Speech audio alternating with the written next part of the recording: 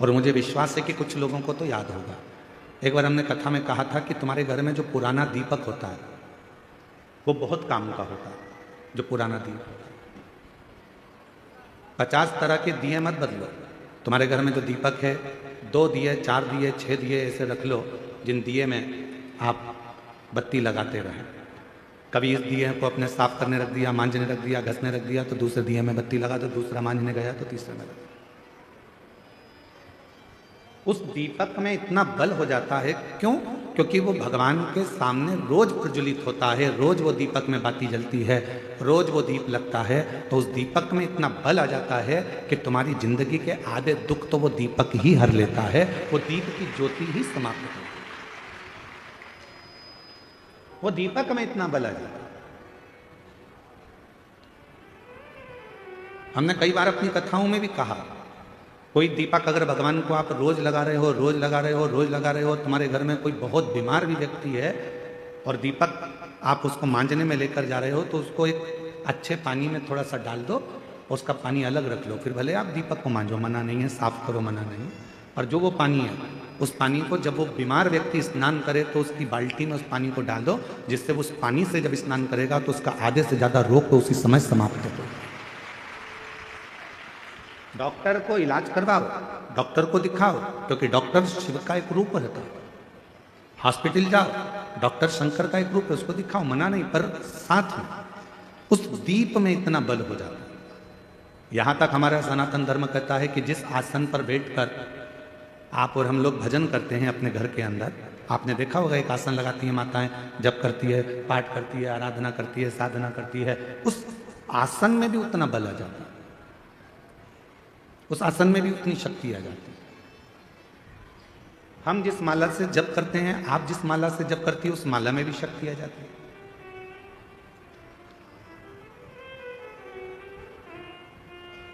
गले में जो आप एक कंठी माला पहनकर रखते हो रुद्राक्ष की, अपने गले के अंदर हमेशा, जैसे हम लोग भी अपने गले के अंदर एक हमेशा एक कंठी अंदर धारण कर कर रखते हैं, हमेशा रात दिन सुबह शाम हर पल वो रुद्राक्ष हमारे साथ में रहता है।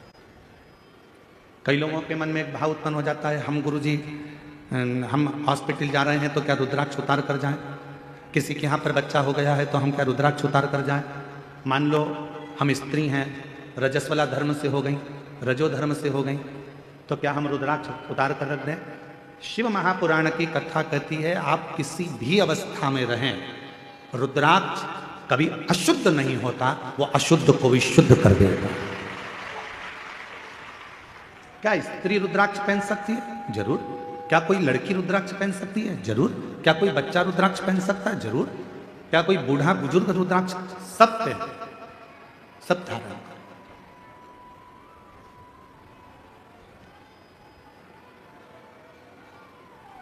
रुद्राक्ष में वो बल उत्पन्न हो जाता है। लोग सोचते हैं कि हम अशुद्ध हैं, हम हॉस्पिटल चले गए हैं, हम उस बच्चे को देखने चले गए, हम अशुद्ध हो गए। ना ना ना, रुद्राक्ष आपको हर पल शुद्ध करता है, हर पल शुद्ध करता है। जैसे भगवान के भोग में तुलसी डाली जाती है, बिना तुलसी के क्या भगवान भोग स्वीकार कर लेते हैं? जम के बोलो, नहीं करते। भगवान को अगर भोग स्वीकार कराना है तो भगवान के भोग में तुलसी डालते हैं, भगवान के भोग में हम प्रसाद में तुलसा दल डाल देते हैं, जिससे भगवान उसको स्वीकार कर लेते हैं। उसी तरह भगवान भी, जिसके गले में रुद्राक्ष है और जिसके गले में तुलसी की माला है, भगवान भी देख लेता है कि मुझे इसको स्वीकार करना है, ये मेरा अपना है, इसको मुझे स्वीकार करना है, ये मेरा अपना।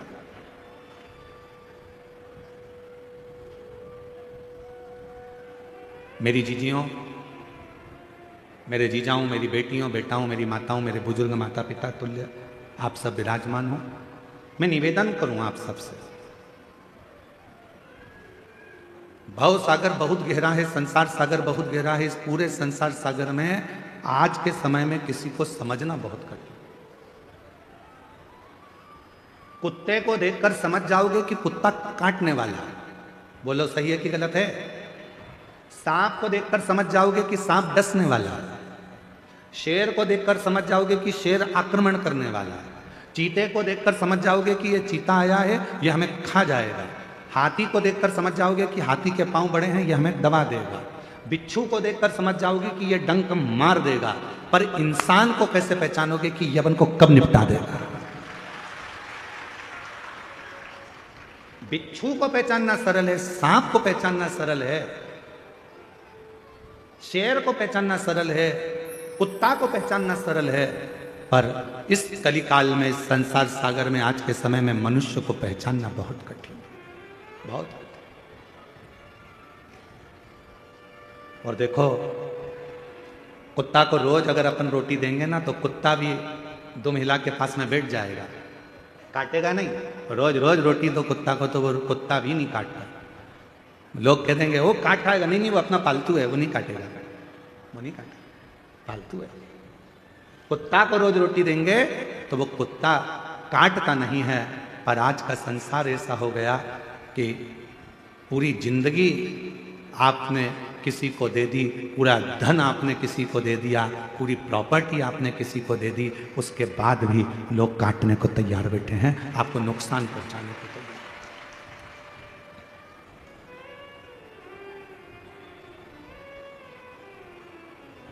रे सो कोई नहीं रे, कोई नहीं रे, हीरा को परखयो राम, कोई नहीं रे। इस संसार सागर में परखने वाला नहीं मिल सकता। महाराज, बड़ा ध्यान देना पड़ेगा।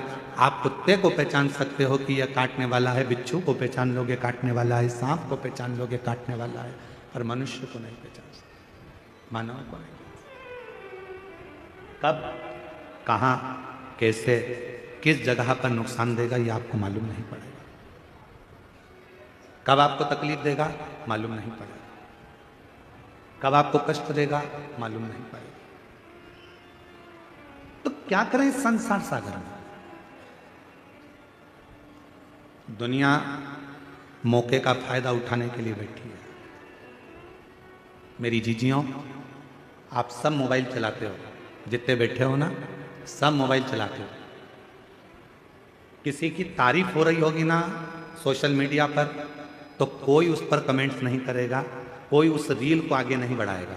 पर उसी सोशल मीडिया पर अगर किसी की एक बार किसी प्रसिद्ध व्यक्ति की बुराई चालू हो जाए, तो फिर तो रील ऐसी वायरल होती है कि पूरी दुनिया में फैल जाती है। मतलब इस रील से आपको सीखना पड़ेगा कि दुनिया आपकी तारीफ सुनने के लिए नहीं बैठी है, दुनिया आपकी बुराई सुनने के लिए तत्पर बैठी है कि कुछ करे। और हम कोई नहीं चाहता कि आप अच्छा काम करो, कोई नहीं चाहता कि आप किसी भी तरह से कोई श्रेष्ठ कर्म करें।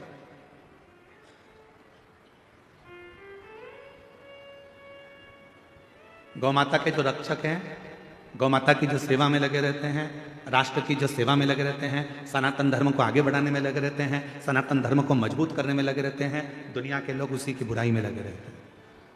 जितेंद्र जी, दुनिया की रीति है, आप तो इस क्षेत्र में रहते हैं तो आपको ज़्यादा मालूम होगा कि जो सनातन को आगे बढ़ा रहा है, जो धर्मांतरण को रोक रहा है, या किसी भी तरह से वो गौ माता की सेवा कर रहा है, तो दुनिया के लोग उसी के पीछे पकड़कर, उसी की टांग खींचकर उसी को नीचे गिराने में लगे रहते हैं। ये रीत है। आप देखना जितेंद्र जी, हम तो कथा करके चले जाते हैं, पर लोगों के स्मरण में वो चीज़ रहती है। बैठे वो स्मरण में कोई अच्छी रील तुम्हारे सामने आएगी मोबाइल पर, किसी ने किसी की तारीफ आ गई, उसने इतना अच्छा काम किया, कोई उस रील को आगे नहीं बढ़ाएगा। पर किसी बहुत प्रसिद्ध व्यक्ति की अगर कोई ने एक बार निंदा लिख दी, बुराई लिख दी, तो लोगों ने उस रील को वायरल करना प्रारंभ कर दिया। काकी जी देखो उनके बारे में क्या बोल रहे हैं, चाचा जी देखो वो महाराज के बारे में क्या बोला गया, काका जी देखो उनके बारे में क्या बोला गया। वो रील ऐसे वायरल होती है, ऐसे वायरल होती है। क्यों? क्योंकि दुनिया बैठी केवल तुम्हारी बुराई सुनने के लिए है, दुनिया बैठी केवल तुम्हें बुरा देखने के लिए है। पर शिव पुराण की कथा कहती है कि दुनिया के लोग कुछ भी कहें, शंकर भगवान को लोग शब्दों पर शब्द कहते रहे थे। ध्यान देना, भगवान देवताओं ने भी शिव जी को नहीं छोड़ा, खुद के ससुर ने भी शंकर भगवान को नहीं छोड़ा, दक्ष प्रजापति ने भी शंकर भगवान को अपशब्द पर अपशब्द कहे, साड़ू भाई था कामदेव, उसने भी नहीं छोड़ा। सती की बहन थी रति, कामदेव की पत्नी, उनने भी कहने में नहीं छोड़ा। जितने भी रिश्तेदार थे, जितने भी कुटुंबी थे, जितने भी लोग थे, सबने शंकर भगवान को अपशब्द किया। उसके बाद भी शिव जी ने किसी का बुरा नहीं करा और देवताओं के हित के लिए विष पी गए और नीलकंठधारी बन गए। किसी के लिए मेरे भोले बाबा ने, किसी के लिए मेरे शंकर भगवान ने एक शब्द भी नहीं कहा, क्योंकि शिव जी को मालूम था कि बोलकर बुरा होने से अच्छा है कि जो विष है ये देवता पिएंगे, संसार के लोग इसको ले लेंगे और बर्बाद हो जाएंगे। इस विष को मैं पी लेता हूं और भगवान नीलकंठधारी हो गए। देवता केवल देवता रह गए और मेरे शंकर भगवान विष पीकर, देवता अमृत पीकर देवता रह गए और मेरे शंकर भगवान विष पीकर देवों के भी देव महादेव, देवों के भी देव महादेव। इसीलिए उनको बड़ा देव कहते हैं, इसलिए उनको बूढ़ा देव कहते हैं, इसलिए उनको घर का बुजुर्ग देव कहते हैं। अर्थात बूढ़ा देव का मतलब क्या होता है कि जो सारे संसार का सबसे वृद्ध हो, जो सारे संसार का पूजनीय हो, जो सारे संसार जिसको पूजता हो, दुनिया का हर व्यक्ति जिसकी आराधना करता हो, वो देव अधिदेव महादेव बूढ़ा देव के रूप में पूजाते हैं। वो देव अधिदेव महादेव बूढ़ा देव के रूप में पूजाते हैं। लोग कहते हैं आदिवासी वनवासी ये सब अलग हैं, अन्य जातियां अलग हैं। नहीं, जितने संसार में, जितने शहर में रहते हैं वो भी आदिवासी थे, वो भी वनवासी थे। आप और हम भी पहले, हमारे पूर्वज, आपके पूर्वज कहाँ से आए जरा अंदाजा लगाओ। वो भी कहीं जंगल में रहते थे, वो भी कहीं वन में रहते थे, वो भी आदिवासी वनवासी थे। वो सारे एक ही देव को पूजते थे। वो सब, चाहे संसार का कोई भी व्यक्ति हो, वो सब एक देव को पूजते थे। वो बूढ़ा देव, देव अधिदेव महादेव, उसी की आराधना करते थे। अब लोगों ने भगवान को बांट लिया, ये इनके देवता हैं, वो उनके देवता हैं। पर नहीं, मेरा बूढ़ा देव, मेरा महादेव, मेरा शंकर भगवान सबका देवता है। उसको सब पूजा, सब पूजा, उसमें भेद नहीं है। शिव में कभी भेद नहीं हो सकता।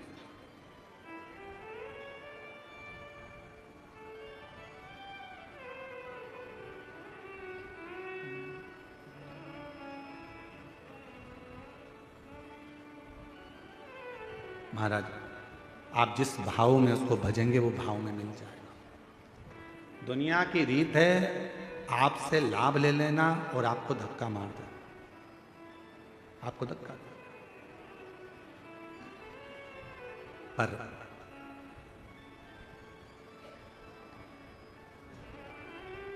उस शिव को जिसने पुकारा है,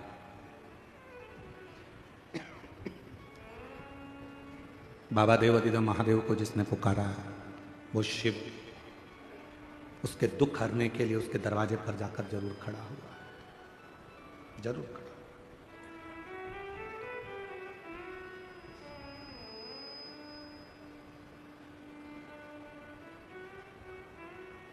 एक जगह पर हम कथा करने के लिए गए, जैसे यहाँ आए थे कच्चे गांव, तो कच्चे गांव में भी हम पहुंचे जब, तो वहाँ उनके जजमान जी जयसवाल जी के यहाँ खूब ढोल बज रहे थे, खूब ढोल। कच्चे गांव आने से पहले एक जगह पर मंदिर में, कहीं पास का कोई गांव था, वहाँ रोक लिए थे। तो वहाँ पर मंदिर में, वहाँ पर भी दरवाजे पे बहुत ढोल बज रहे थे। एक जगह पर गए, वहाँ पर भी ढोल बज रहा था और एक बकरी का बच्चा उस ढोल को सुन रहा। अब भीड़ इतनी हो रही तो उसने, किसी ने बकरी के बच्चे को भगा दिया। फिर वो बकरी का बच्चा आ गया ढोल के पास, फिर वो ढोल सुनने लगा। फिर किसी ने बकरी के बच्चे को, अब इतनी भीड़ में बकरी के बच्चे को फिर हटा दिया। वो बकरी का बच्चा फिर आ गया।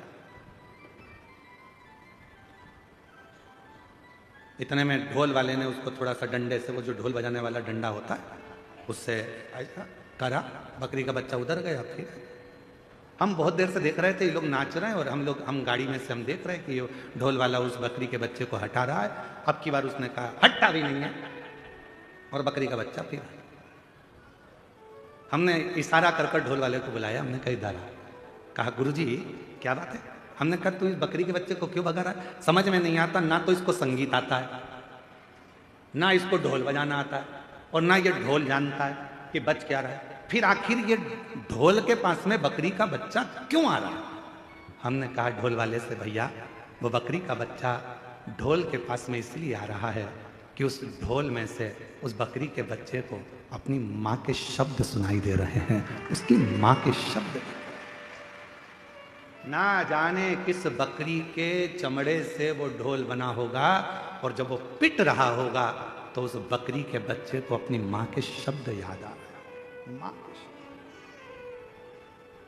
इसलिए वो बकरी का बच्चा ढोल के पास में आ रहा, ढोल के पास। तो फिर उसको तो कहीं इधर उधर हो जाना चाहिए। फिर वो ढोल के पास वो बता रहा है तुमको कि ये जो ढोल बजा रहे हो ये संसार को नचाने के लिए नहीं है, ये जो ढोल बजा रहे हो ये ढोल तो उस परमात्मा को पाने के लिए है। उसका भजन करो, स्मरण करो, कीर्तन करो, उसकी भक्ति में रहो।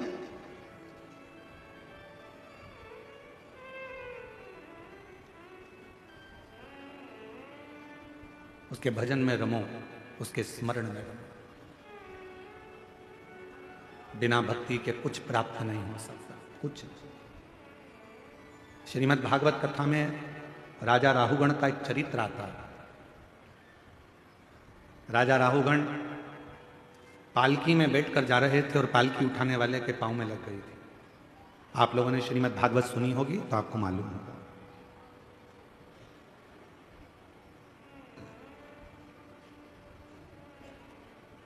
अब इस कच्चे गांव का तो हम नहीं कह सकते, क्योंकि यहां पर हमें बताया है कि इतनी बड़े बड़े आयोजन नहीं होते हैं। कच्चे गांव के इतिहास की यह पहली कथा है जिसमें इतनी लाखों की भीड़ एक साथ एकत्रित हुई है।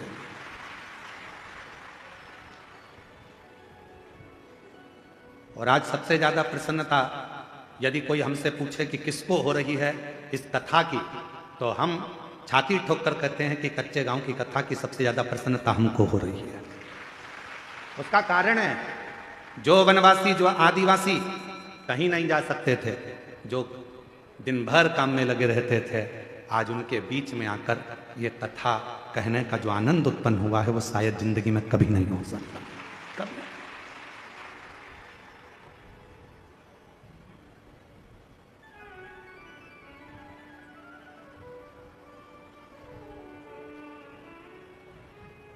जरूरी नहीं है कि बहुत बड़ा मंच होगा तो कथा होगी।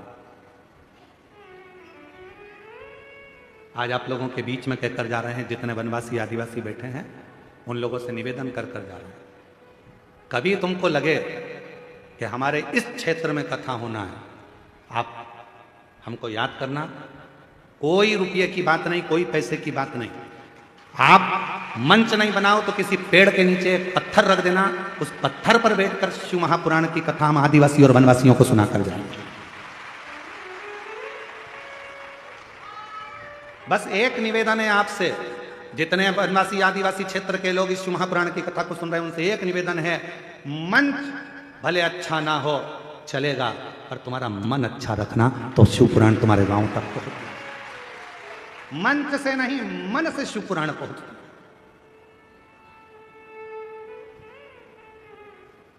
मन से। और तुम तो आटा भी मत देना, चावल भी मत देना, दाल भी मत देना, हम सब सीओर से बांध के लेकर आएंगे, खुद बनाएंगे, खुद खाएंगे और आपको कथा सुना कर लाएंगे। और अगर लगे भी ना आपको ऐसा कि गुरुजी हमारे पास कोई व्यवस्था नहीं है, आप तो बस आ जाओ और कथा सुना कर जाना, तो हम तो ये राधे साउंड वाले से भी कह देंगे कि तू भी वृंदावन से साउंड लेकर चलो, कथा सुना कर। बस इतना याद रखना, आपसे एक ही वचन लूंगा उस कथा में, जहां भी कथा करने जाऊंगा, आदिवासी वनवासी क्षेत्र में कोई भी कथा कराए, हमें सूचना दो। किसी के आडंबर में मत पड़ना, किसी के कहने में मत आना, सूचना स्वयं हमको देना। पर एक वचन वहां लूंगा कि उस क्षेत्र में, जिस क्षेत्र में कथा करेंगे, उस क्षेत्र का एक भी हिंदू किसी दूसरे धर्म में नहीं जाएगा तो कथा।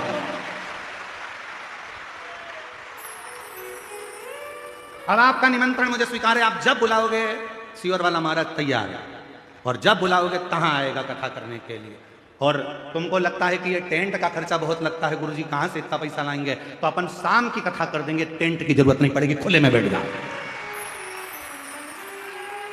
खुले में बैठो, खूब सुनो कथा और दिल से। और कई बाबा के भक्त ऐसे हैं कि जो आएंगे सुनने वाले, उनकी व्यवस्था वो भोजन की तो कर ही देंगे, तुम टेंशन वेंशन मत लेना। तुम तो बस जो तुम्हारा गांव वाले सब तैयार हो जाएं कि अपने गांव में से कोई भी नहीं बदलेगा रे, तो चलो सब सीहोर वाला महाराज के पास सील ठप्पे के साथ सिग्नेचर करके दे दो कि हमारा जितना गांव है, हम 68 गांव का लोग है, 2000 गांव का लोग है, 2000 हमारे घर हैं, एक भी किसी दूसरे धर्म में नहीं जाएगा। जब हम लिख के दे रहे हैं, आओ कथा करने और हम कथा करने पहुंच जाए।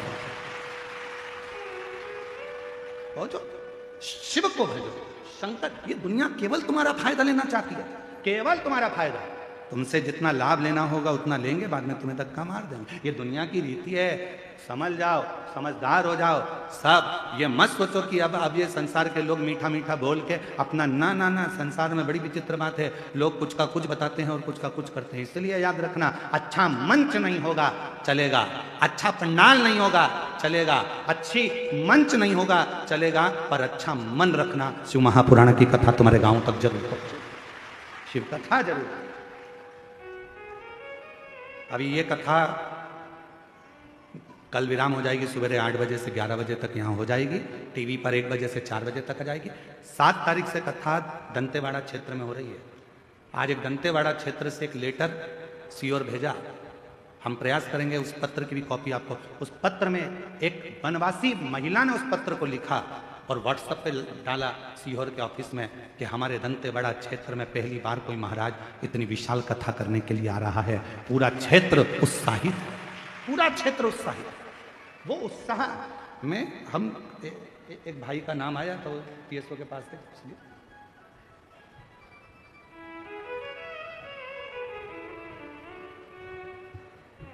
एक किसी भाई का नाम आया था कि गुरुजी श्री देवेन टेकाम जी भानु प्रतापपुर से हैं, वो हमेशा सनातन को जोड़ने का और धर्मांतरण को रोकने का प्रयास करते रहते हैं। उनके लिए एक बार जोरदार ताली बजाकर साथ होगा। कोई अच्छा करे आप उसका साथ दो, उसके साथ खड़े हो। कोई गलत करे उसके विरोध में भी खड़े हो कि इसने गलत किया है। कल एक पत्र पढ़ा था आप लोगों के सामने, एक जीजी ने पत्र लिखा था, उसने कहा था मेरा गांव पूरा की पूरा पूजन पाठ बंद कर दिया। बोलो पढ़ा था कि नहीं पढ़ा था? हम कमरे में जाकर, कक्ष में जाकर हमने भगवान के चरणों को प्रणाम कर कर किया कि आज तूने मेरा मानव का देह सिद्ध कर दिया कि किसी गांव में से देवी देवता की पूजन बंद हो गई थी, आज शिव पुराण के माध्यम से कम उस गांव में फिर चालू हो गई। एक लोटा जल चढ़ना प्रारंभ हो गया, गांव का प्रत्येक व्यक्ति शिव के मंदिर जाना चालू कर दिया।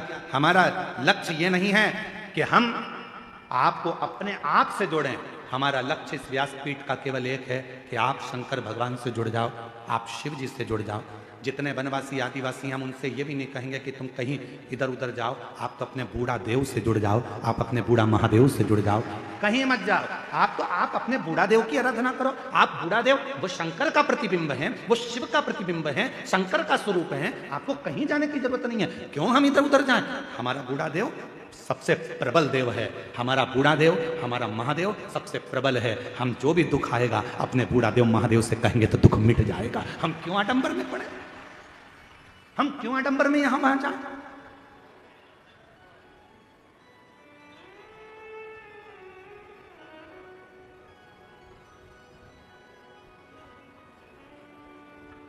शिव की कथा आपको आडंबर से दूर कर देती है। शंकर भगवान की कथा आपको दिखावे से, पाखंड से दूर कर देती है, दिखावे से दूर कर देती है। आपने पहले दिन की कथा में कौन कौन था? जरा हाथ उठाओ। पहले दिन की कथा में जो जो थे वो हाथ उठाओ। उठाया हाथ सबने? रखो। पहले दिन की कथा में एक बहन वहां से बहुत तेज चिल्लाई थी ना, चीखी थी ना। उसके बाद में कोई नहीं चिल्लाया ना। सबको मालूम है महाराज झेलता ही नहीं। सबको मालूम है कि शंकर की कथा है, जो भूतों का देव है, स्वयं देव अधिदेव महादेव कालों को हरने वाला है। उसकी कथा में कोई नहीं आ सकता, उसकी कथा में तो स्वयं शिव ही। उसकी कथा में केवल शंकर आता है। शंकर की कथा को शंकर ही सुनते हैं। ये शिव महापुराण के महत्तम में लिखा है। चंचुला देवी ने तुमरुका जी से कहा कि मेरे पति की प्रेत योनि से मुक्ति के लिए कथा करवाना है। तो तुमरुका जी ने पूछा कि कथा का यजमान कौन है? तो चंचुला देवी बोली मैं। तो कह दिया संसार का मनुष्य इस कथा का यजमान नहीं बन सकता। शिव महापुराण की कथा का यजमान मनुष्य नहीं बन सकता। श्रीमद् भागवत होती तो राजा परीक्षित थे, रामचरितमानस होती तो काशी के नरेश थे, विष्णु पुराण होती तो अन्य राजा थे, पर शिव पुराण का यजमान कभी भी संसार का मनुष्य नहीं बन सकता। भगवान तुमरुका जी ने कहा अगर शिव महापुराण की कथा सुनना है तो उसका तो केवल एक ही यजमान हो सकता है, वो शंकर और पार्वती हैं। तब शिव पार्वती कथा के यजमान। 7 दिन तक जब तक यजमान शिव महापुराण की कथा करवाते हैं, 7 दिन तक यजमान शंकर की कथा को सुनते हैं, 7 दिन तक यजमान पार्थिव लिंग का पूजन करते हैं, 7 दिन तक यजमान अपने घर में भगवान शिव की आराधना करते हैं, 7 दिन तक यजमान शिव महापुराण की कथा को करवाते हैं। वो यजमान केवल यजमान नहीं रहते, वो 7 दिन तक शंकर और पार्वती का एक स्वरूप बन जाते हैं, ईश्वर और गोरा बन जाते हैं, शिव और शक्ति बन जाते हैं, जो कथा के रस तत्व को ग्रहण कर रहे हैं। जयसवाल जी से आप पूछना, हम चले जाएं उसके बाद में भी पूछ लेना। क्यों जयसवाल जी, वो भंडारे में भोजन चल रहा था, आप उसमें 24 घंटे खड़े रहे क्या? तो जयसवाल जी बोलेंगे नहीं। बोले जयसवाल जी 2 लाख लोग भंडारे में अभी तक भोजन कर चुके हैं। जयसवाल जी आज सूचना मिली मेरे को, 2 लाख लोग भंडारे में भोजन कर चुके हैं आज तक। अब 2 लाख लोग भोजन करे तो क्या 24 घंटे जयसवाल जी वहां थे? इस पंडाल में क्या 24 घंटे जयसवाल जी थे? इस पंडाल में लोगों को संभालने के लिए 24 घंटे जयसवाल जी थे? नहीं, जयसवाल जी तो यजमान शंकर का स्वरूप बनकर, कथा के यजमान बनकर बैठ गए शिव कृपा से। अब संभालना किसको है? जिसकी कथा है, जो करवा रहा है और जो कथा सुन रहा है। कथा बांचने वाला भी शिव, कथा सुनने वाला भी शिव और कथा करवाने वाला भी शिव, तो वो कथा संभालता है। आप और हम तो केवल निमित्त है, केवल निमित्त, इसमें कोई दूसरा नहीं है। और मेरा आपकी कृपा से सब करते हो भोले बाबा, मेरा नाम हो रहा है। भोले आपकी कृपा से सब काम हो रहा। कौन करा रहा है? आप जितने लोग कथा श्रवण करने के लिए बैठे हो, विचार कर लेना, आप कथा नहीं सुन रहे हो, आप अपने घर से चलकर नहीं आए हो, वो तो शंकर भगवान आपके दिल में आकर बैठ गए। इसलिए आप ट्रेन में और बस में बैठकर, गाड़ी में बैठकर यहां तक आ गए और कथा श्रवण करने के लिए बैठ गए। शिव बैठ। एक पत्र है, उस पत्र में एक भाई लिख रहे हैं कि मैं आपको नहीं मानता था, मैं मंदिर नहीं जाता था। पत्र में लिखा, देखो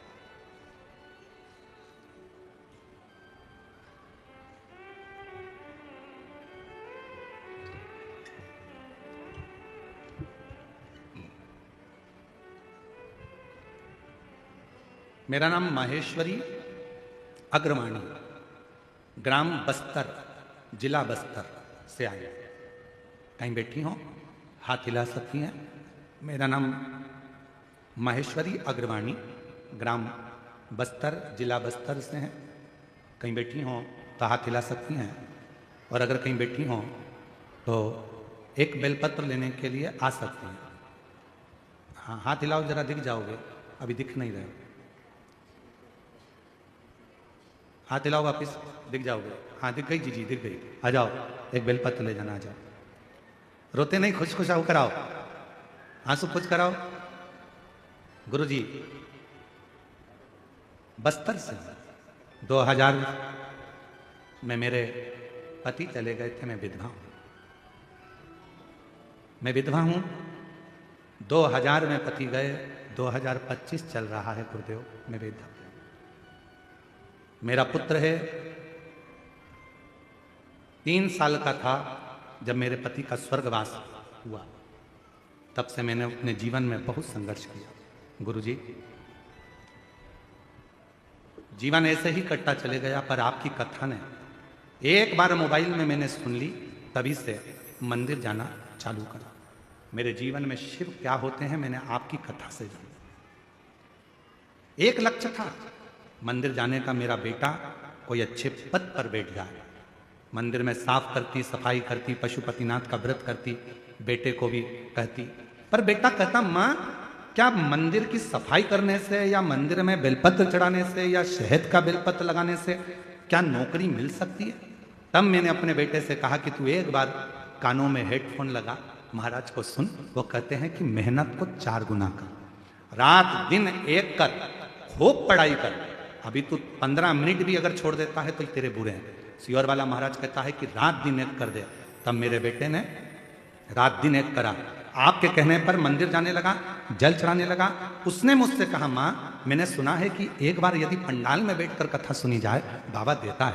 2024 में कुरुद में कथा चल रही थी, पंडाल में पहुंच गए। बाबा ने ऐसी कृपा कर दी गुरुदेव मेरे पुत्र के ऊपर कि 2018 से तैयारी कर रहा था, पर बाबा की कृपा से ऐसी करुणा बाबा ने करी। 2018 से छत्तीसगढ़ पीएससी का एग्जाम दे रहा था, क्लियर नहीं हो रहा था, पर बाबा ने उसके परीक्षा ऐसी कृपा करी कि 2024 में उसने कुरुद की कथा पंडाल में जाकर सुनी और बाबा की कृपा से आज मेरा बेटा आबकारी विभाग का सबसे बड़ा अधिकारी बनकर बैठ गया। मैं बाबा को यहाँ प्रणाम करने के लिए आई हूँ कि मेरे बेटे को आबकारी विभाग अधिकारी के पद पर नियुक्त कर दिया। छत्तीसगढ़ पीएससी की परीक्षा मेरे बेटे ने स्वीकार कर ली। सीजी पीएससी की परीक्षा मेरे बेटे ने स्वीकार पास। मैं बाबा को प्रणाम करने आई हूं। आज वो आबकारी विभाग का सबसे बड़ा अधिकारी बनकर बैठा। ये दुनिया की दृष्टि में लगता है। महाराज सियोर वाला महाराज तो कथा कर कर चले जाएगा, पर दुनिया के लोगों को बाद में मालूम पड़ता है कि अपने कच्चे गांव में कथा हुई। कम से कम मुझे एक दिन तो पंडाल में जाकर वहां की मिट्टी को कथा सुनकर आरती के बाद अपने हृदय से लगा लेना था, क्योंकि वो पंडाल की मिट्टी नहीं, मेरे भोले बाबा स्वयं अपना चरण रखने के लिए आते, स्वयं चरण रखने। एक विश्वास,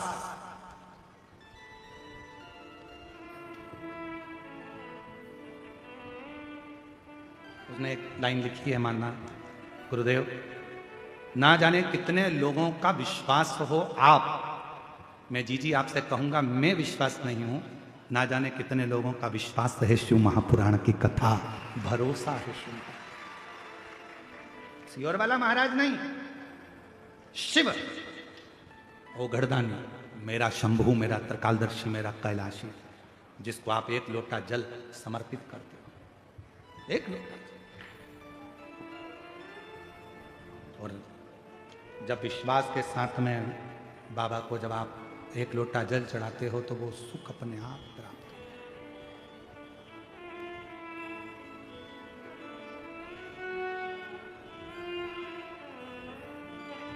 मेरा तू ही तो हमदर्द है, जिसे हर दर्द कहता हो, मेरा तू ही तो हमदर्द है, जिसे हर दर्द कहता हो। दुनिया के आगे प्रभु चुपचाप मैं रोता हूँ, दुनिया के आगे प्रभु चुपचाप मैं रहता हूँ। मेरा तो ही तो हमदर्द है, जिसे हर दर्द कहता हूँ।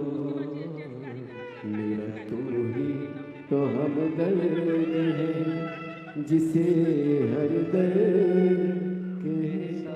माँ कह रही है, मैंने बाबा का चमत्कार जो देखा, मेरा बेटा कहता था क्या शिव जी नौकरी दे सकता है? 3 साल में 3 नौकरी दी। पहले बनाया उसको जीएसटी अधिकारी, फिर बनाया, पहले टीचर में बनाया, फिर जीएसटी अधिकारी बनाया, और अब आबकारी विभाग का सबसे बड़ा अधिकारी बनाकर बिठा दिया। मेरा तू ही तो हमदर्द है, जिसे हर दर्द कहता हूँ। मेरा तू ही तो हमदर्द है, जिसे हर दर्द कहता हूँ। उससे दिल से कहो, दिल से। आप हम पर भरोसा ना करिए, पर शिव पर भरोसा करिए। सीहोर वाले महाराज का तो क्या है, शरीर है जब तक चल रहा है। ना जाने उस भोले बाबा ने ये मनुष्य का शरीर क्यों दिया, हम भी नहीं जानते। एक साधारण से परिवार में हमारा जन्म करा दिया। सीहोर जैसे जिले को, सीहोर को कोई नहीं जानता था, आज बाबा की कृपा से उसको प्रसिद्ध कर दिया। उस भोले बाबा ने क्यों जन्म दिया हमको नहीं मालूम था, क्यों। खूब लोग अपशब्द करते हैं, ताने देते हैं, गाली देते हैं, पर हम बाबा से प्रार्थना करते हैं, हम जवाब ना दें पर तू जवाब जरूर देना। तेरे जवाब का इंतजार रहता है, तेरे जवाब। जन्म देने वाला हो। आज उस माँ से पूछो जो खड़ी होकर कहती है कि जिस बेटे का बाप नहीं और मेरा कोई नहीं, शंकर जी की कथा ने संभाल लिया। शिव की कथा, कितनों का विश्वास। मेरा तू ही तो हमदर्द है, जिसे हर दर्द कहना। मेरा तू ही तो हमदर्द है, जिसे हर दर्द कहना। आया नजर ना कोई भी अपना, जब मुझको दरकार थी, जब मुझको दरकार थी, तब मेरे पथ का, जीवन के रथ का तू ही बना सारथी, तू ही बना सारथी। भोले ने करी हर कदम पे ये मेहरबानियाँ। मेरा तू ही तो हमदर्द है, जिसे हर दर्द कहता हूँ। मेरा तू ही तो हमदर्द है, जिसे हर दर्द कहता हूँ। संसार के आगे जाकर रोगे, लोग हंसेंगे, ताना कसेंगे, अपशब्द कहेंगे, आड़ा टेढ़ा बोलेंगे, पर मेरे शंकर भगवान के मंदिर में जब एक लोटा जल लेकर पहुंचोगे, श्री शिवाय नमस्तुभ्यम कहकर जब जल चढ़ाओगे, वो तुम्हारी जिंदगी के सारे दुखों को धीरे धीरे समाप्त करता चले जाएगा। समाप्त। शिव के साथ किया गया छल, शंकर के भक्त के साथ किया गया छल, और शंकर की कथा में किया गया छल व्यक्ति को रुला रुला कर मार देता है। छल से दूर रहना, शिव महापुराण की कथा को शिव पुराण रहने देना, भगवान शंकर के भक्त को भक्त रहने देना, और मेरे काल अधिपति को महाकाल ही रहने देना। उसमें ना कोई आडंबर, ना कोई दिखावा, ना कोई छल, ना कोई, उसकी भक्त भजन स्मरण करो। जवाब वो देगा, इंतजार करना उसके जवाब का। एक बात पूछें, उत्तर दोगे? बोलो तो जम के, सब उत्तर दोगे? किराए की गाड़ी करते हो तो वो घर तक छोड़ती है कि नहीं छोड़ती है? छोड़ती है ना। तुमने गाड़ी करी किराए की, भैया हमको जाना है और माँ घुमा के लाओ और वापस घर पे छोड़ो, तो छोड़ेगा कि नहीं छोड़ेगा? बोलो बोलो। तुमने किराया दिया है, छोड़ेगा। पैसे दिए तुमने, बढ़ के दिए तुमने, तो तुम्हें घर तक छोड़। और तुम ट्रेन का सफर करो तो ट्रेन तुम्हें तुम्हारे घर तक छोड़ेगी? नहीं। और ट्रेन वाले से तुम झगड़ा कर लो, नहीं मेरे को तो मेरे घर तक छोड़ना पड़ेगा, आधे रास्ते में कैसे उतर जाऊं? कौन लेने आएगा? रात का समय, पानी गिर रहा है। बट ट्रेन वाला कहेगा, ओ तेरा हाथ जोड़ता हूं, उतर जा नीचे, चल। अरे तो मैंने टिकट लिया, मुझे घर तक छोड़ क्या? नहीं, बाहर जाओ, चलो उतरो ट्रेन से नीचे। उसने विसिल बजाई, ट्रेन रोकी, इसको नीचे उतारा, चल जा। अब रात हो तो रात, पानी गिरे तो पानी, गर्मी पड़े तो गर्मी। ये चोटा बहुत चोर लोग हैं, हमको सब नोच लेगा भैया, हमको हमारे घर तक छोड़ो। ट्रेन वाला नहीं जाएगा। जिसको तुमने पहले से बात कर कर बुक किया है, अगर स्टेशन पर उतरे हो तो पहले फोन लगा दो घर पे, हम आ रहे हैं कच्चे गांव, उतार लोगे क्या फूफा जी? फूफा जी कहें हाँ आ जाना, मैं गाड़ी भेज दूंगा, नौकर भेज दूंगा, ये कर दूंगा, वो कर दूंगा, आ जाना, मैं लेने आ जाऊंगा। तुम्हारी पहले से बात हो गई होगी तो मामा जी उतारेंगे, तुम्हारी पहले से बात हो गई तो रायपुर के स्टेशन पे गाड़ी लेके पहुंच जाएंगे, तुम्हारी पहले से बात हो गई होगी तो राजनांदगांव के स्टेशन पे कोई पहुंच जाएगा, तुम्हारी पहले से बात हो गई होगी तो भोपाल के स्टेशन पे कोई पहुंच जाएगा। और पहले से बात नहीं हुई है तो स्टेशन पे तुम उतरते से ही, भले रात हो रही हो, दिन हो रही हो, पानी गिर रहा हो, गर्मी पड़ रही हो, ठंड पड़ रही हो, उससे कोई फर्क नहीं पड़ता रेलवे वालों को। तुम तो जाओ इधर से और तुम्हें धक्का मार के निकाल देंगे और तुम इधर उधर घूमते फिरोगे। भैया कहाँ जाऊं, रात का समय, मुझे कोई छोड़ने का, तुमने पहले से बात करी क्या, मामा जी को सूचना दी क्या, काका जी को सूचना दी क्या, तो गाड़ी आ जाती। बात करके रखना पहले से तो गाड़ी लेने आएगी, और अगर बात नहीं करिए तो फिर तो घूमते रहो, यहां वहां भटकते रहो। बस उसी तरह से शिव महापुराण की कथा है। लोग कहते हैं शिव पुराण की कथा में क्यों जाना चाहिए, पंडाल में बैठ के क्यों कथा सुनना चाहिए। पंडाल में बैठने का कारण केवल इतना है, 7 दिन तक आप जब पंडाल में बैठोगे तो भगवान से बात करोगे, और बात कर लोगे तो ये पक्का है कि तुम्हें लेने के लिए गाड़ी वही लेकर आएगा और आखिरी में लेकर भी वही जाएगा। बात करते हैं, मेरा तू ही तो हमदर्द जिसे हर हम उससे बात करते हैं। कथा में बैठकर केवल कथा नहीं सुनते, हम बाबा से दिल की बात करते हैं। भोला सब दुख हम उससे अपने हृदय की बात करते हैं, बाबा मेरे दुखड़े काट देना। जब हम दिल से बात करते हैं तो वो जब हमारा अंतिम समय आता है, जब हमारी दुख की घड़ी आती है, तकलीफ की घड़ी आती है, कष्ट की घड़ी आती है, तो वो गाड़ी लेकर आता है, वो नंदी लेकर आता है, वो हमारे दुख काटने आता है, वो हमारी तकलीफ मिटाने के लिए आता है, वो हमारे कष्ट को मिटाने के लिए।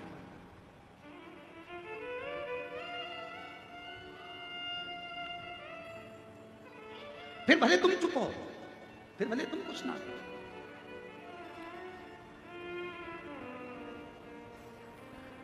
दुनिया के आगे प्रभु चुपचाप मेरे दाऊ, दुनिया के आगे प्रभु चुपचाप मेरे दाऊ, मेरा तू ही तो हमदर्द है जिसे हर दर्द कहता हूँ, मेरा तू ही तो हमदर्द है जिसे हर दर्द कहता हूँ। कहो सुनेगा, स्वीकारेगा, कैसे ना स्वीकारेगा। कहते हैं अगर दिल से आपने कोई बात कही है तो दिल की कही हुई बात भले किसी को मोबाइल मत करो, फोन मत करो, दिल से याद किया है तो वो कितनी भी दूर होगा उसको हिचकी चलने लगती है। यहाँ हिचकी बोलते हैं कि डुचकी बोलते हैं? हिचकी, हिचकी चलने लगती है।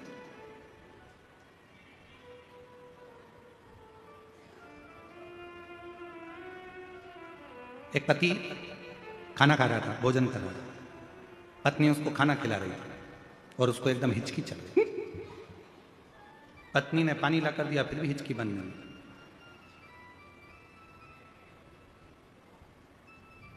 पत्नी अंदर गई, बेलन लेके आ गई।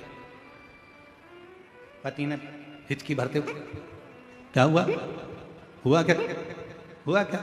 पत्नी कह रही है मैं यहां बैठी हूं तो कौन है जो तुमको याद कर रहा है? सही बता दो बिल्कुल ईमानदारी से, जब मैं यहां बैठी हूं तो कौन तुमको याद कर रहा है? किसकी हिम्मत जो मेरे पति को याद कर रहा है? पति रोटी का टुकड़ा यहां अटक गया, हिचकी बंद, हिचकी बंद। कौन है याद? महाराज कभी कभी मोबाइल की तरंगे भी काम नहीं करती, नेटवर्क भी काम नहीं करता, नेटवर्क भी नहीं काम करेगा, मोबाइल की तरंगे। अरे कहीं हम कच्चे गांव में रह रहे हैं, हमारे वो तो भला हो हमारे जयसवाल जी का जो उन्होंने थोड़ा बहुत कुछ वो वाईफाई लगाया तो उससे थोड़ा चले, नहीं तो नेटवर्क ही नहीं मिलता है। और हमारे टाइम पे तो ऐसा हमेशा ही होता है, सीहोर में कोई भी कार्यक्रम चालू हुआ नेटवर्क गायब, कहीं पर भी कथा करने गए और वहां का नेटवर्क गायब। कई लोग यहाँ पर हमारे पहले के भी सुनने वाले, उनसे पूछ लो, बोले कथा में कहीं पर भी जाओ इनका नेटवर्क पहले गायब हो, क्योंकि भगवान भी चाहता है कि दुनिया वालों से नेटवर्क मत जोड़, यहाँ आया है तो अब मुझसे नेटवर्क जोड़ ले, बाकी सब छोड़, नेटवर्क गायब। एक संबंध जोड़ो, एक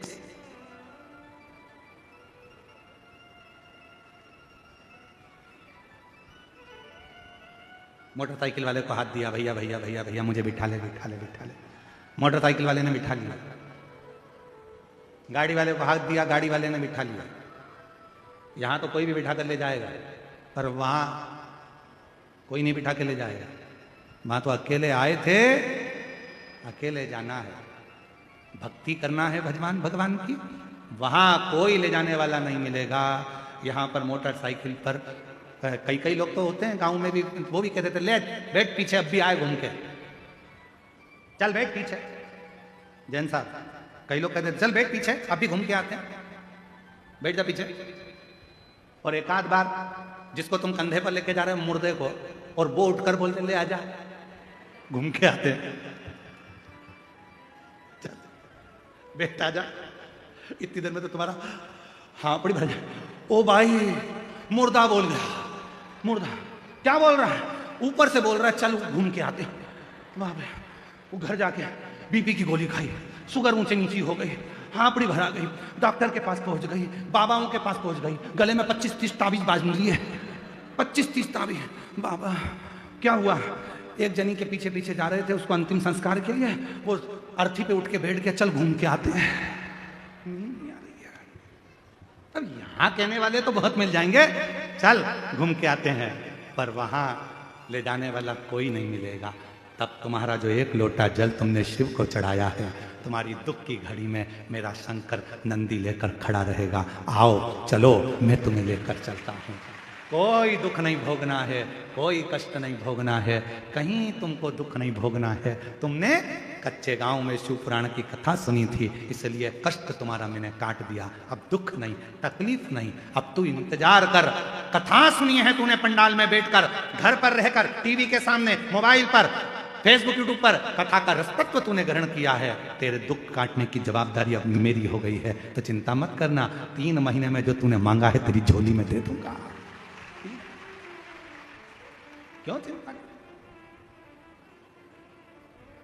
क्यों चिंता कर?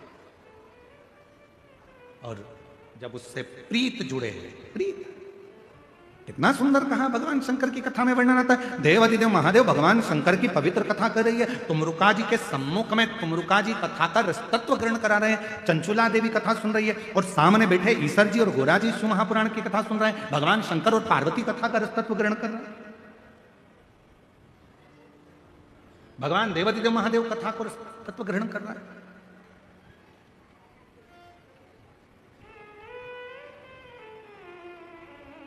महाराज, जिसने शिव को जान लिया फिर वो भटका नहीं। उसके मस्तक पर चंद्र है, वो शांति देता है। उसके गले में रुद्राक्ष है, वो भय मुक्त कर देता है। और उसके मस्तक पर 3 नेत्र हैं, वो कह देता है कि त्रिगुणाकार सृष्टि को जीतने के लिए शिव मंत्र मूल है, इसलिए वो बल प्रदान कर देता है।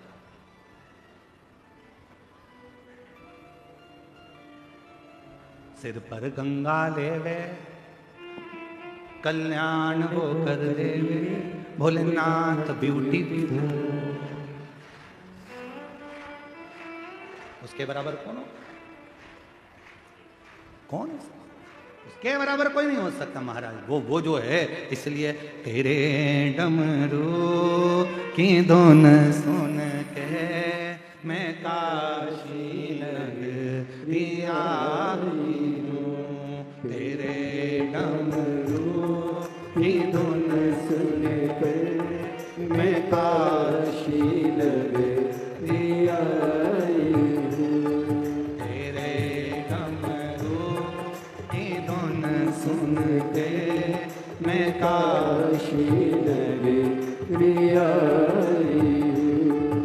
तेरे डमरू की धुन सुन के मैं काशी नगरी आई हूँ। मैं काशी नगरी आई हूँ। मैं काशी नगरी आई हूँ। मैं काशी नगरी आई हूँ। मैं काशी नगरी आई हूँ। मैं काशी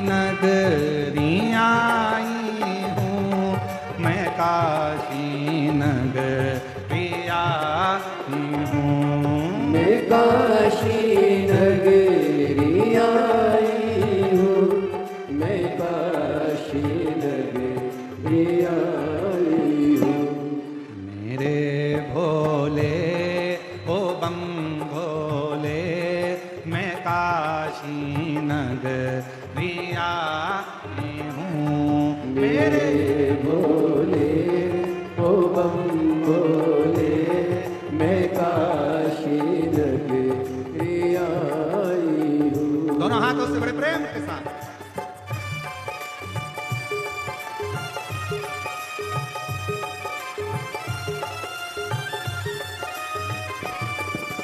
भोले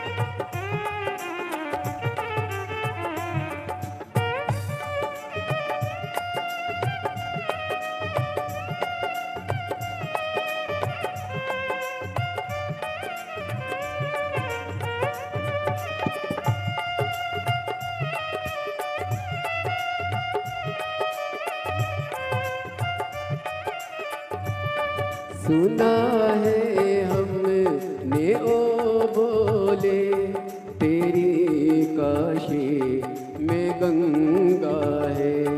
सुना है हमने ओ बोले, तेरी काशी में गंगा है।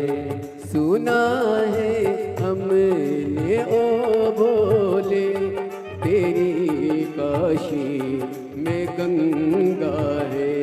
सुना है हमने ओ भोले, तेरी काशी में गंगा है।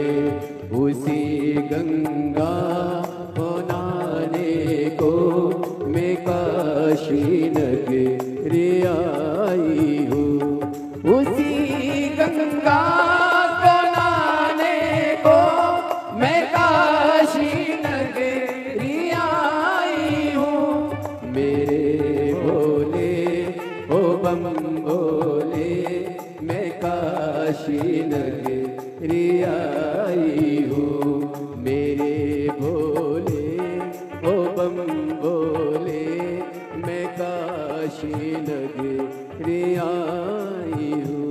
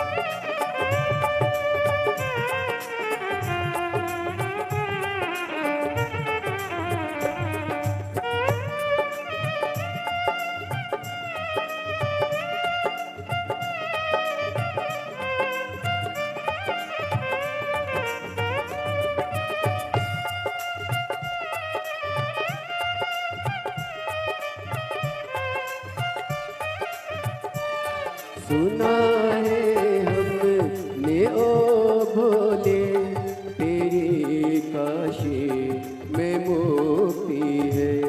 सुना है हमने ओ भोले तेरी काशी में मुक्ति है।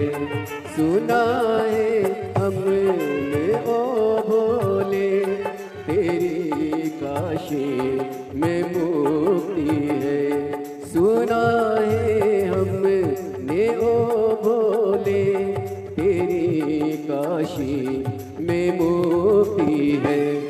उसी मुक्ति को पाने को मैं काशी नगरी आई हूँ। उसी मुक्ति को पाने को मैं काशी नगरी आई हूँ। तेरे डमरू की धुन सुन के मैं काशी नगरी आई हूँ। तेरे डमरू की धुन सुन के मैं काशी नगरी आई हूँ।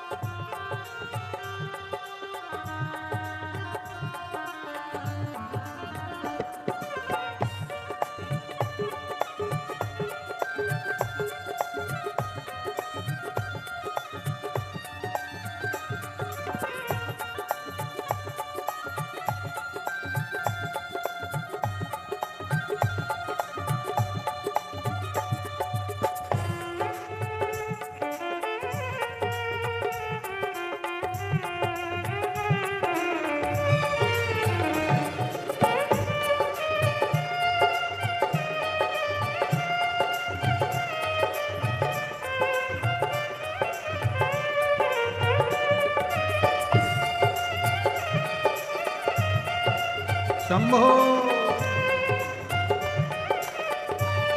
सुना है मैंने ओ भोले तेरी काशी में गौरा है। सुना है हमने ओ भोले तेरी काशी में गौरा है। सुना है हमने ओ भोले तेरी काशी में गौरा है। सुना है हमने ओ भोले तेरी काशी में गौरा है। उसी गौरा को पाने को मैं काशी नगरी आई हूँ। उसी गौरा को पाने को मैं काशी नगरी आई हूँ। मेरे भोले हो गम भोले मैं काशी नगरी आई हूँ। मेरे भोले ओ गम भोले मैं काशी नगरी आई हूँ। मैं काशी नगरी आई हूँ। मैं काशी नगरी आई हूँ। मैं काशी नगरी आई हूँ। मैं काशी नगरी आर आर। अपने स्थान पर बैठकर बाबा देवाधिदेव महादेव से आज कथा का छठा दिवस है। कथा की शिवरात्रि कहते हैं आज। बाबा को अपने मन का भाव कहकर दिल से प्रार्थना करिए, विनय करिए, निवेदन करिए। बाबा को अपने मन का भाव करो, हृदय से प्रार्थना करो, विनय करो, निवेदन करो, विनती करो। बाबा उसको स्वीकार करेगा। साथ में बोलिएगा, हृदय से प्रार्थना करिएगा, विनय करिएगा। आज कथा का छठा दिवस है। कल सुबह 11 बजे कथा विराम हो जाएगी, 8 बजे चालू होगी, 11 बजे तक चलेगी। टीवी पर, आस्था चैनल पर, फेसबुक, यूट्यूब पर 1 बजे से 4 बजे तक आएगी। 7 तारीख से 13 तारीख तक शिव महापुराण की कथा गीतम दंतेवाड़ा जिला में छत्तीसगढ़ की पवित्र भूमि पर माँ दंतेश्वरी के आशीर्वाद से होगी। कथा का समय 2 बजे से 5 बजे तक रहेगा। 17 से 21 दिसंबर 5 दिन की शिवपुराण कथा ग्राम पंचायत नकपुरा जिला दुर्ग में होगी। कथा का समय 1 से 4 बजे तक रहेगा। 24 से 28 दिसंबर तक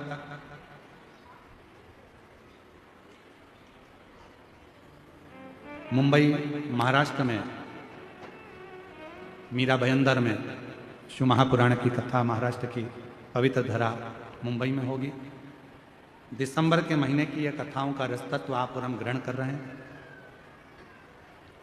हृदय से बाबा को प्रार्थना करिए, दिल से बाबा को निवेदन करिए, अपने मन का भाव करिए।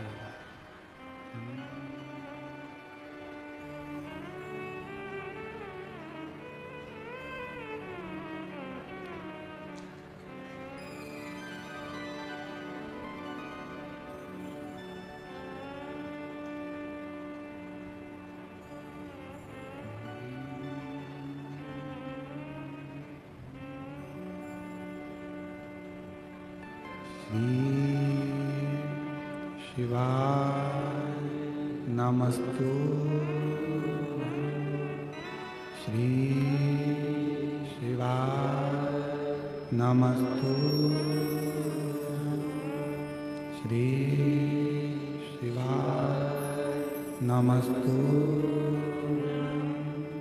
श्री शिवाय नमस्तु।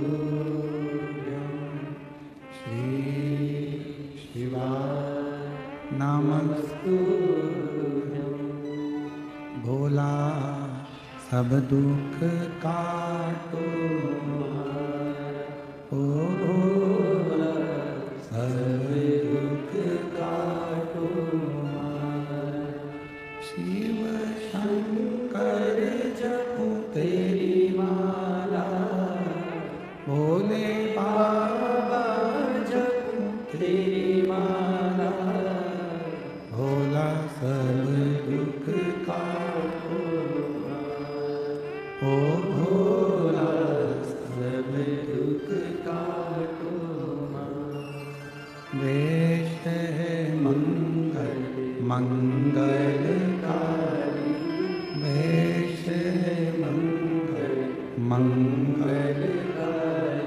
शमशान वासी हमारा, शमशान वासी हमारा। ओ भोला सब दुख काटो, ओ भोला सब दुख काटो।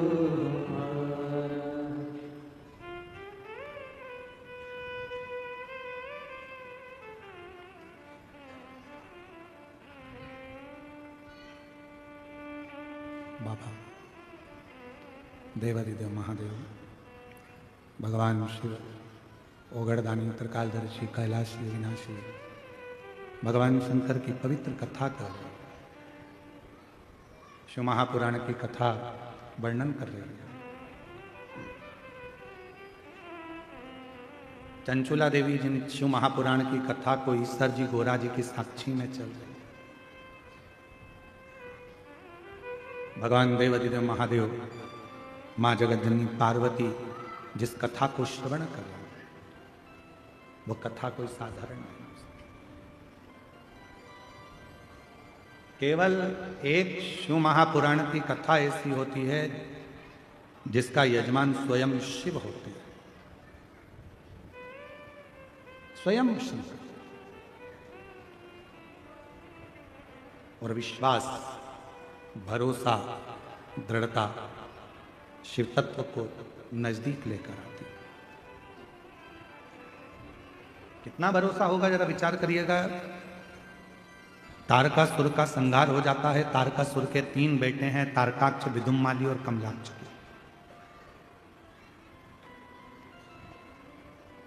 3 पुत्र हैं,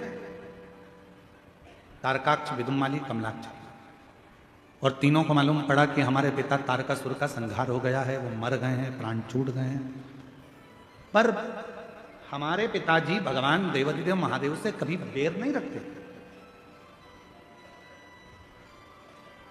कई लोग संसार में ऐसे भी जन्म लेते हैं कि उनका ना तो आपसे कभी मिलना हुआ, ना आपको वो पहचानते हैं, ना कभी आप उनको जानते हो। इसके बाद भी अगर कोई आपके सामने उस व्यक्ति, किसी व्यक्ति की बुराई कर देता है और आप उस बुराई में शामिल हो जाते हो, ना आप उससे मिले, ना कभी आपने उसको देखा और ना कभी उससे मिलना हुआ, फिर भी वो आपस में मुलाकात, बस किसी ने बुराई करना चालू करी और आप उस बुराई में शामिल हो। महाराज,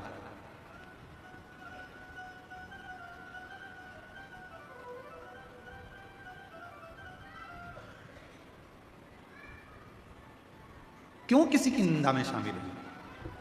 शिव महापुराण की कथा कथी है, जिंदगी में अगर मानव की देह मिली है, मानव का शरीर मिला है, मनुष्य की देह अगर प्राप्त हुई है, तो भगवान से यह प्रार्थना करो कि हमको जो मानव की देह मिली है, ये सत्कर्म में लगे और अच्छे काम में लगे।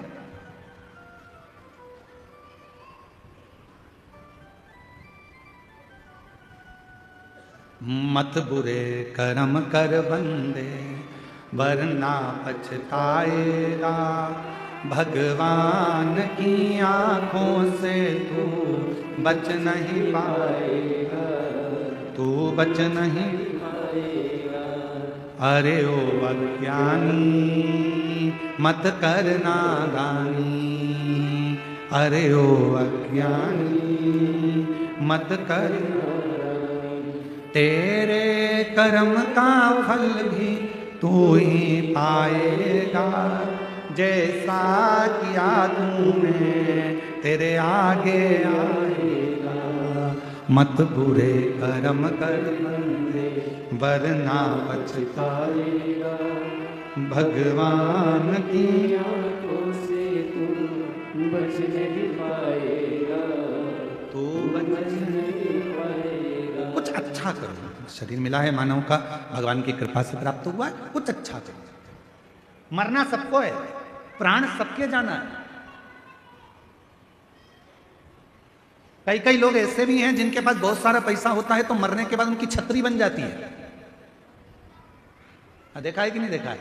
देखा है। कई लोग ऐसे हैं जिनके मरने पैसा है तो उन्होंने छतरी बना ली। अब कोई गरीबड़ा है, साधारण व्यक्ति है, उसके पास में छतरी कहां से आएगी? तो हमारा निवेदन है, तुम्हारी छतरी बने वो जरूरी नहीं है, शंकर जी की छत्र छाया में वो जरूरी है। छतरी इतनी जरूरी नहीं है जितनी छत्र छाया जरूरी है।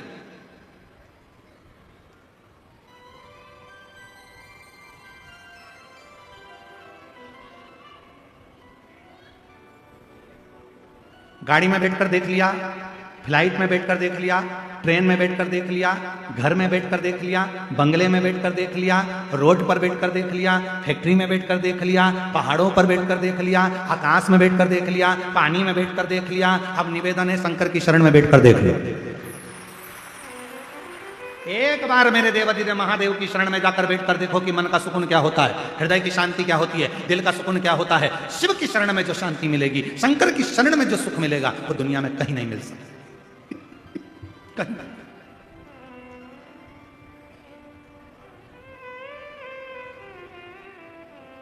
एक वो लाइन है, मैंने सबका होकर देख लिया, बस तेरा होना बाकी है। तुम भी बोलो, मैंने सबका होकर देख लिया, एक तेरा होना बाकी है। मैंने सब दर जाकर देख लिया, तेरे दर पर आना बाकी है। मैंने सब दर जाकर देख लिया, तेरे दर पर आना बस उसके दरवाजे तक। रोड पर बैठ कर देख लिया, घर में बैठ कर देख लिया, फैक्ट्री में बैठ कर देख लिया, गाड़ी में बैठ कर देख लिया, फ्लाइट में बैठ कर देख लिया, ट्रेन में बैठ कर देख लिया, नाव में बैठ कर देख लिया, जहाज में बैठ कर देख लिया, पानी में बैठ कर देख लिया, सब दूर बैठ कर देख लिया, सब जगह पर जाकर बैठ कर देख लिया। दुनिया के ऐसी कोई जगह नहीं। 5,000 रुपए के एसी के रूम में बैठ कर देख लिया, बड़े से बड़े होटल में बैठ कर देख लिया, बड़े से बड़े जहाज में बैठ कर देख लिया, पर जो सुकून कहीं नहीं मिला वो सुकून एक बार शंकर की शरण में बैठ कर देखना, सब मिल जाए।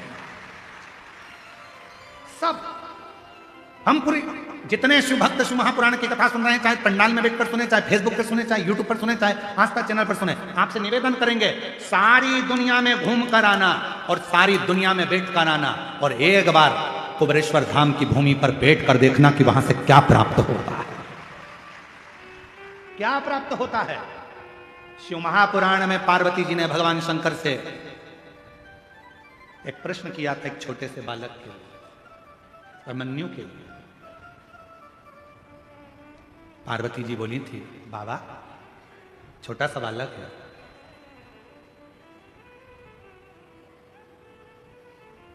ये छोटा सा बालक है बाबा, इसको पीने के लिए भी दूध नहीं नसीब हुआ, बहुत गरीब है, बहुत गरीब।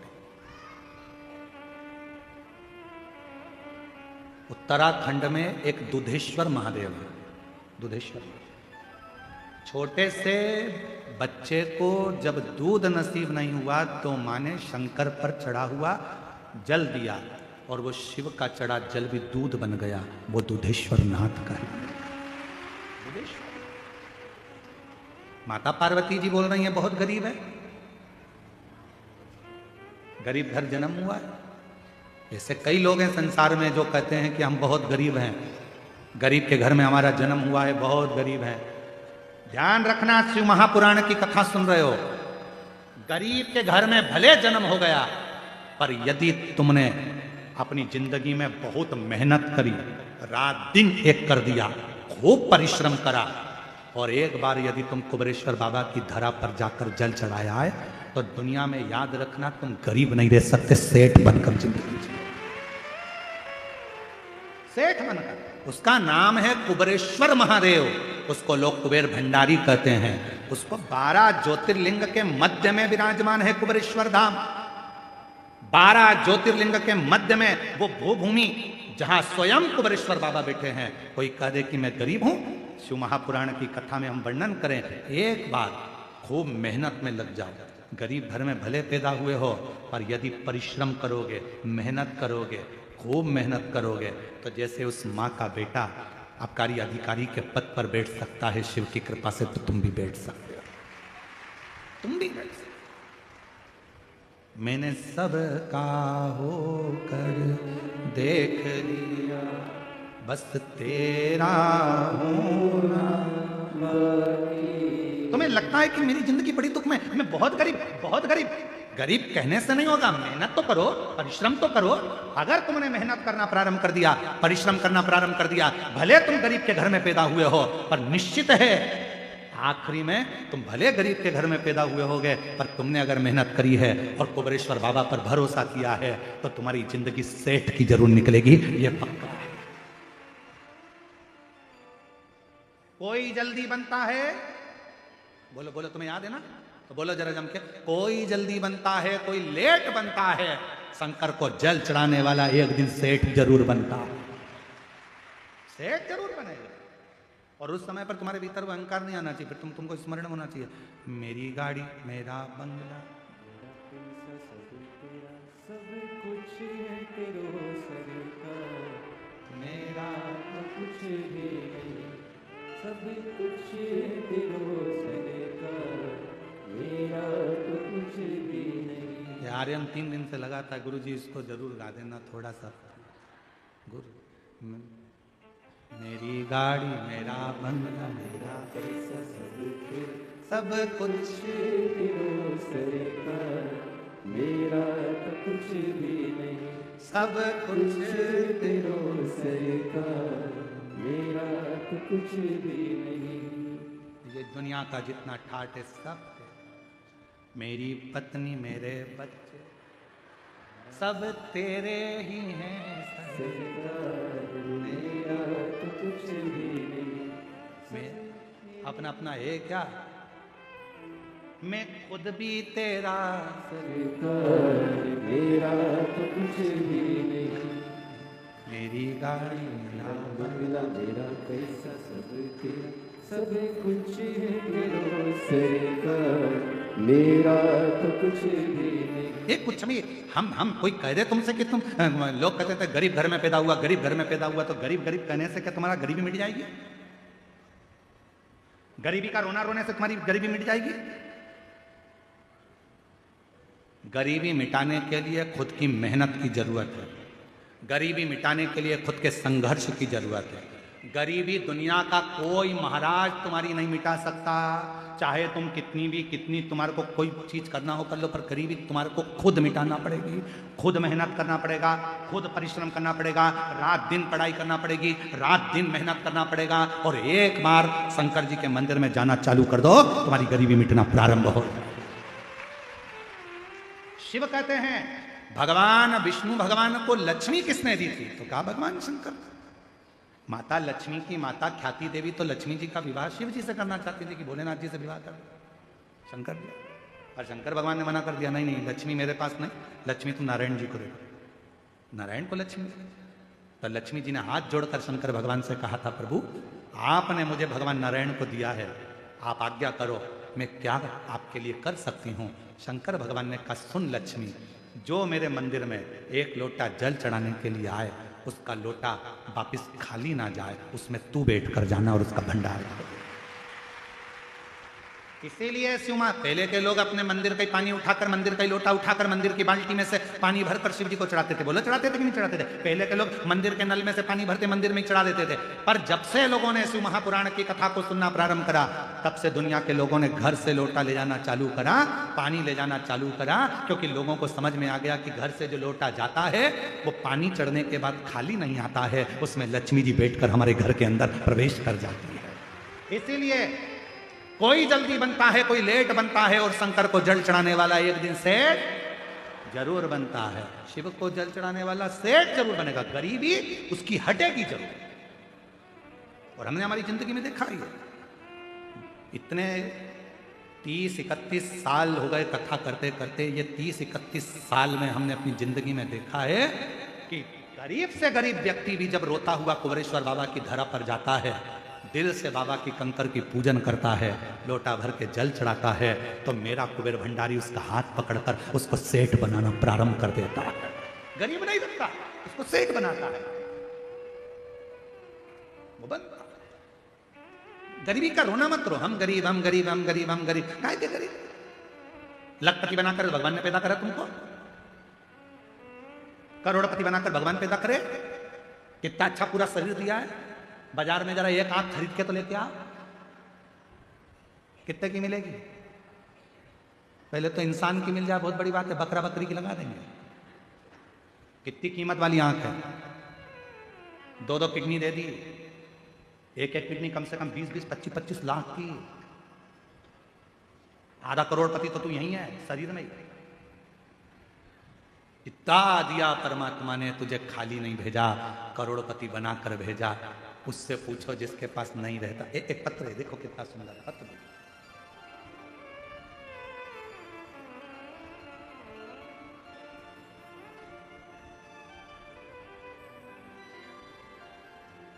पाशुपत्य योग नहीं कर सकते, पाशुपत्य अस्त्र प्राप्त नहीं कर सकते, तो एक काम करो कि पाशुपत्य व्रत करो। 5 सोमवार का यह व्रत होता है। कितने दिए लगाना चाहिए? 6 दिए, 6 दीपक, पूजन का सामान। सुबह पूजन की थाली लेकर मंदिर में जाओ, पूजन करो, वही थाली लेकर आ जाओ, उसको ढक कर रख दो। शाम को वही थाली वापस लेकर जाओ। वही मीठे का भोग बना लो, कुछ प्रसाद, कुछ पात्र या कटोरी या दोना या कागज लेकर जाना। दिए 6 लेकर जाना, 6 ही दिए को मंदिर में शंकर जी के सामने रखना। प्रसाद के 3 हिस्से करना, 5 दिए प्रज्वलित करना, जला देना।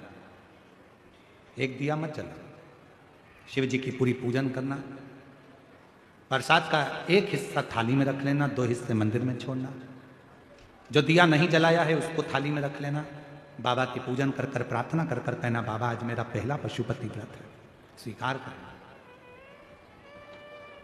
प्रति एक ही मंदिर में 5 सोमवार व्रत करो, और सोमवार के बीच में रजोधर्म आ जाए, कहीं जाना पड़ जाए, कोई ब्याह शादी आ गया, कोई फंक्शन आ गया, कोई कार्य अटक गया, नी मंदिर जा सकते, नी व्रत कर सकते, तो उस व्रत को छोड़ दो, फिर अगला करो, पर गिनती के 5 ही करो। बीच में जो छोड़ दिया जाता है उसको गिना नहीं जाता, फिर अगला व्रत गिना। 5वां व्रत जब पूरा हो, जो 6ठे नंबर का दीपक और प्रसाद लेकर आते हो उसको घर के दरवाजे पर अंदर जाते समय अपना जो सीधा हाथ है उस साइड बैठ जाओ, घर की ओर मुख कर कर 6ठे नंबर का दिया वहां जला दो। प्रसाद लेकर मंदिर का जो लेके आई हो बाबा से प्रार्थना करो, बाबा आज मेरा पहला व्रत है, स्वीकार करना बाबा। घर में पहुंचकर जब भोजन करने बैठो उससे पहले जो प्रसाद लेकर आई हो मंदिर से एक हिस्सा उसको खाओ, उस प्रसाद में से किसी को नहीं देना है, स्वयं को खाना। प्रसाद खाकर फिर भोजन करो। 5वां व्रत जिस दिन पूरा करो उस दिन एक श्रीफल, कोई भेंट, 108 चावल के दाने या फूल की पत्ती या बेलपत्री जो भी ले जा सकते हो वो बाबा को समर्पित करो। जैसी पूजन करते आए हो वैसी 5वें सोमवार को भी करो, और बाबा से विनय करो कि बाबा आज मेरा पशुपति व्रत पूर्ण हुआ। बाबा उसको स्वीकार कर, स्वीकार। पशुपति व्रत कली काल में वो व्रत है जिस व्रत को लोगों ने छुपा कर रखा था, और शिव पुराण कथा चालू हुई तो इस व्रत की प्रधानता सबको मालूम पड़ी। जो दिल से कर लेता है, एक बार ना सुने फिर 2-1 महीने बाद वापिस करो, फिर करो। पशुपति व्रत तो हर 6-8 महीने में एक आध बार करते रहना चाहिए, जिससे अपने घर से दुख तकलीफ कष्ट दूर होता रहे, बीमारियां दूर होती रहे और घर में सुख समृद्धि। पशुपति भगवान शिव का नाम पशुपति नाथ पड़ गया। समय आया, बाबा के सुंदर गणेश जी महाराज के मंगल विवाह का प्रसंग हुआ, रिद्धि सिद्धि के साथ भगवान के मंगल विवाह हुआ। आज की कथा जो 7 दिन से कथा चल रही है, आज शिवरात्रि की कथा कही जाती है 6ठे दिन की। बड़े भाव से बाबा से प्रार्थना करना, बाबा तुम सबकी मनोकामना पूर्ण करे।